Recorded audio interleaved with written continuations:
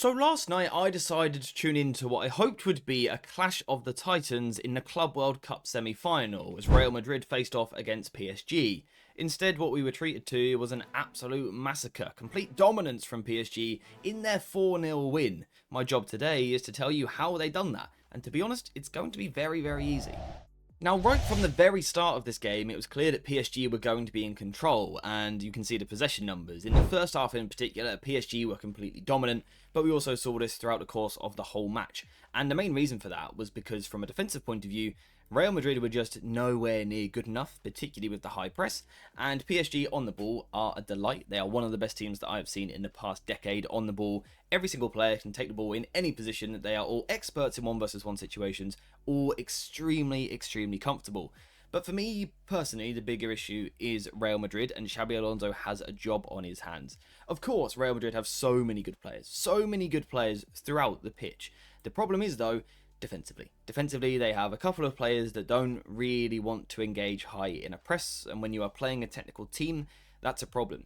You see, PSG essentially have 11 players to play out from the back with and build possession, because you've got the goalkeeper and then the 10 outfielders. Now, Real Madrid, defensively, of course, only have 10, because the goalkeeper can't join the high press. But the problem is, if you then add Vinicius Jr. and Mbappe, who don't really press, Real Madrid go down to 8, essentially, off the ball. So it's Real Madrid's 8 against PSG's technical 11. You don't have to be a genius to know that that's just not going to work for Madrid. And they are so narrow and passive initially in the press that it becomes incredibly easy to play against them. You see, Vinicius, Mbappe and Garcia are relatively close to each other across the front three. What we then see is the midfielders backing up behind them, but because the front three are so passive, the midfield three have to do extra work. They have to be sort of hyper aggressive. They have to go more aggressive into their jumping situations to try and make up for the lack of work that the forwards are doing. The problem is that just doesn't work, because these guys are arriving late because they've got such big distances to cover, which then means the defenders have to do the same. They have to try and jump forward, they have to jump out from the back, but again, they've got large distances to cover, all because the forwards aren't pressing aggressively enough. Of course, PSG also just stupidly technical. Unbelievably good to watch, playing out from the back. So many rotations on the ball. Vitinha can drop into a back four like this. We can see Fabian Ruiz dropping a little bit deeper as well, and it causes so many problems. We of course saw this for the third goal. You can see Real Madrid initially, as a still shot, it doesn't look too bad. They've got lots of players really high up the pitch, and it looks like they're in a position to press PSG. The problem is the individuals within that shape. Mbappe and Vinicius in particular.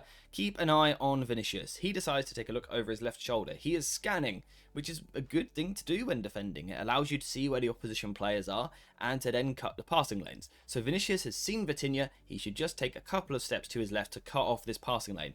But he doesn't. He looks at the player he should be blocking, but just does nothing about it. And that sort of kind of sets the tempo for what PSG can do in these deeper positions. It's incredibly easy for them to move the ball about. Now, eventually it goes back to the goalkeeper, and again, Real Madrid have a few players forward, to be fair, but they're passive, they're jogging, they're moving slowly towards the ball when they should be going really aggressive. But the major problem is this space out here. There is so much space out wide, because if we look at Kylian Mbappe, he is still in this position over here. That's a bit of a problem for Real Madrid. There is no one pressing out wide. Now that means Jude Bellingham has to cover the ground. Now Bellingham is a player capable of doing that. He's a monster athlete and he works incredibly hard. He can cover that ground, but the problem is it's going to take him a while to do so. And if it takes a while for you to press, someone like Hakimi can put his foot on the ball, he can stop the play, he can get his head up before then playing a pass. Players as technical as what PSG have cannot be given this much time on the ball. It is absolutely criminal. The problem is Real Madrid at the same time, they're sort of trying to press, but doing so horrendously, which leaves them a yard short in every position. You can see this ball here, it goes into the forward. Rudiger is trying to press him, but he just can't get close anywhere near quick enough. And that allows PSG to pop the ball about and move the ball quickly. And you can see the position that Real Madrid are now in. From a high pressing situation on a goal kick, they have now 2 players, only 2 defenders on the halfway line, with 4 PSG forwards racing forward. And again, the technical play, the combination work from PSG is good, and they get into positions like this. And I think it's very impressive from PSG, but from Real Madrid, it's abysmal. Now that is obviously a problem for Madrid. They can't press high up the pitch, and teams can just cut through them like PSG did last night. The bigger problem, though, perhaps, is that they also don't really have a second defensive approach they can go to. For example, some teams may not be able to press at an elite level, so what they'll choose to do is sit in a mid-block or a low block. Real Madrid tried to do that at times in this game, or were forced to do that by PSG's dominance, and still defensively looked really poor even when they had numbers behind the ball. And again, the problem is because the shape is so narrow and so passive. So you've got the midfield three very hard-working players. They can cover the ground, they are decent from a defensive point of view. The problem is Mbappe and Vinicius in front of them, the two wide players, they don't offer them support. Typically what wingers would do here is Vinicius would drop into this position to double up with his fullback, and Mbappe would do the same on this side, covering the wide zones and making it difficult for the opposition to move through. What Madrid do, however, is leave the two of them high. Now that's okay if you're trying to be aggressive. For example, you could match up with the PSG 3 here, PSG forming a 3 when Mendes drops deeper. Madrid could be aggressive here and go 3 for 3 and try and apply pressure to the ball, but they don't do that either. The 3 sort of just stand there in between. Now Garcia shouldn't be lumped in with that, he does work hard, but when you've got two around you that aren't working hard, it's going to be difficult. He struggles to make an impact defensively. But now Real Madrid have got a massive problem, because the front 3 are being passive and they're not really stopping passes into the likes of Vitinha, Ruiz, Neves, who again are all rotating just incredibly well. The passing of these 3 again in this game was simply phenomenal. The 3 pass maps are an absolute joke. They dominated and dictated this game. But the bigger problem for Madrid isn't actually the 3 midfielders in the middle of the pitch, it's the wider zones. There is so much space out here on this side and out here on this side of the pitch because the wingers aren't dropping in, so PSG can move that ball so easily. And a lot of the time we talk about forcing the attack wide because it's further away from the goal, right? The problem is, in the case of PSG, you can't do this against them because they are just mesmerising with the ball out wide. You've got Hakimi, Nuno Mendes, two of the best attacking fullbacks anywhere on the planet. You've got Kvaratskhelia, one of my favourite players in the world. So good to watch. Ousmane Dembele should probably win the Ballon d'Or, right? He's so good at the moment. Works so hard off the ball, on the ball. Amazing to watch. Doué, the midfielders as well. They all combine so well, and Real Madrid are just overwhelmed in these positions.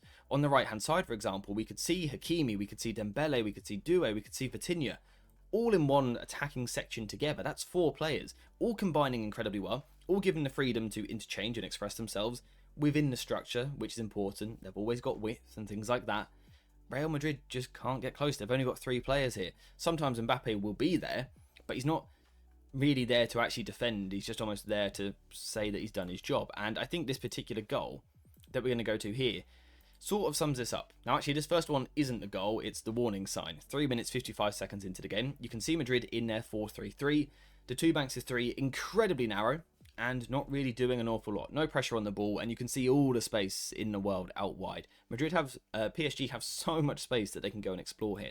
And eventually they do. They move the ball wide to Hakimi, the right back, high up the pitch. This is the 4 that we're talking about. A diamond of deadly, deadly players. And Madrid, they can't cope. They can't cope. PSG are so dynamic. They're so well coached. But also the players in the system are so technically gifted that they rotate, they combine. There's so much synergy in the way that they play. They break their last line incredibly well, put the ball across, and should actually score. So that's warning number 1. Then we got this one just a minute and a half later. Madrid, again, same situation. 2 banks of 3, but incredibly narrow and doing absolutely nothing. And also leaving PSG a lot of room out wide to go and explore. PSG are going to do that. They don't need a second invite. And when you're giving Ousmane Dembele the ball in this position here, with time, space, and the ability to get his head up and look forward, you've got a problem. Because I've just said he should maybe win the Ballon d'Or this year, and he's got this amount of time on the ball with runners around him. It's a long day for Real Madrid, and like I said, PSG are too good. The movement off the ball, the blindside runs are genius, and the likes of Bellingham and Tchouaméni just have no chance because they're outnumbered. They can't pick up every single player. It's not possible for them.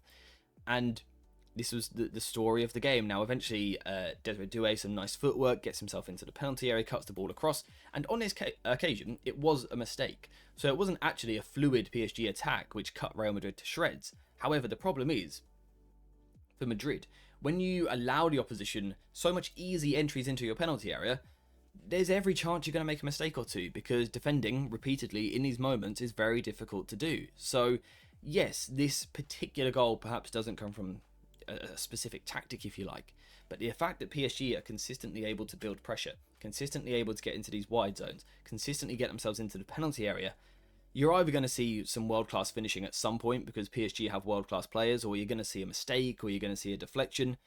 Madrid have to stop the ball getting here. This is why I said right at the start of the video that this was an incredibly easy one to break down. I only had to focus on the first 30 minutes because the game was won and lost there. PSG were dominant and made it look very, very easy. And the difference here was that PSG are an amazing football team, Madrid have amazing individuals. And when those individuals don't quite perform for Madrid, you cannot compete with a team that is so good. And of course, PSG's individuals are amazing. But it's the teamwork, it's the work ethic. Here's Kvaratskhelia working in his own corner flag. Compare that to Vinicius earlier. There's a difference. PSG play as a team, and it is a team sport. And they've got amazing individuals within that team. Tactically, they're very well set up. They are just amazing to watch at the moment, and they completely blew Real Madrid away. And Madrid were fortunate this wasn't 5 or 6, maybe even 7. This could have been a properly embarrassing scoreline. So, work to do for Xabi Alonso in terms of PSG. They just go from strength to strength. They look amazing right now. I'm looking forward to the final. I will be covering that on the channel, so make sure to subscribe with notifications on so you don't miss that video. But for today, there's nothing else to talk about because PSG, very, very easy. On to the next one. So that's it. Thank you guys very much for watching. Hope you have enjoyed this video, and I'll see you in the next one.